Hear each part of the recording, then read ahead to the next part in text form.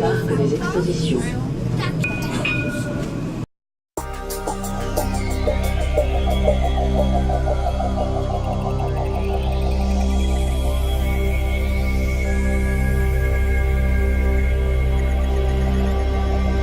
Toutes les personnes qui sont là attendent pour rentrer dans le cube. Alors le cube, qu'est-ce que c'est? C'est la réalité virtuelle. On est dans le poste de pilotage d'une moissonneuse-batteuse. Nous avons mis un film qui présente la réalité virtuelle. Donc on a un aperçu de ce qui va se passer à l'intérieur. Les gens seront dans le poste de pilotage d'une moissonneuse-batteuse avec des lunettes 3D. Ils vont pouvoir suivre les capteurs, certaines fonctions de la machine.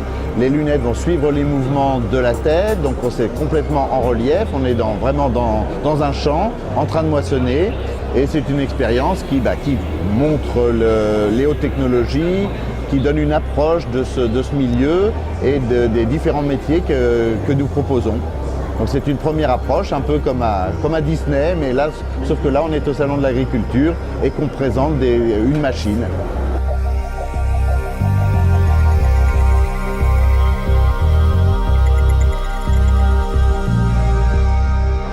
Alors on a choisi en fait de prendre un axe de communication orienté sur les nouvelles technologies, tout simplement parce qu'on a besoin d'apporter une image moderne de l'agriculture, et qu'il nous paraissait intéressant de pouvoir développer donc l'image de l'agroéquipement et toutes ces hautes technologies.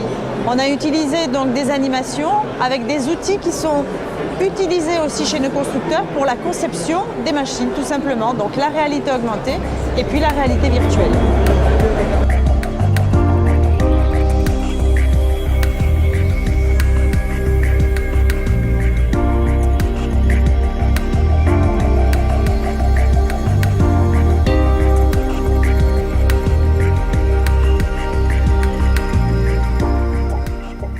C'est évidemment un bonheur aujourd'hui d'être sur ce SIA, le Salon international de l'agriculture, pour présenter, pas pour la première fois, mais pour présenter des machines agricoles.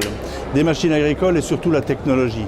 Aujourd'hui, les jeunes qui cherchent un emploi ne savent plus où s'orienter.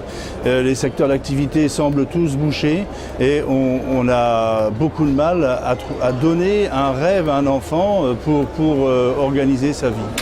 Je pense que dans le machinisme agricole, il y a tellement de métiers qui peuvent attendre des jeunes, aussi bien dans la technique que dans les bureaux d'études, que dans le commercial, que nous devons d'être là pour montrer ce qu'est réellement aujourd'hui les métiers de l'agroéquipement.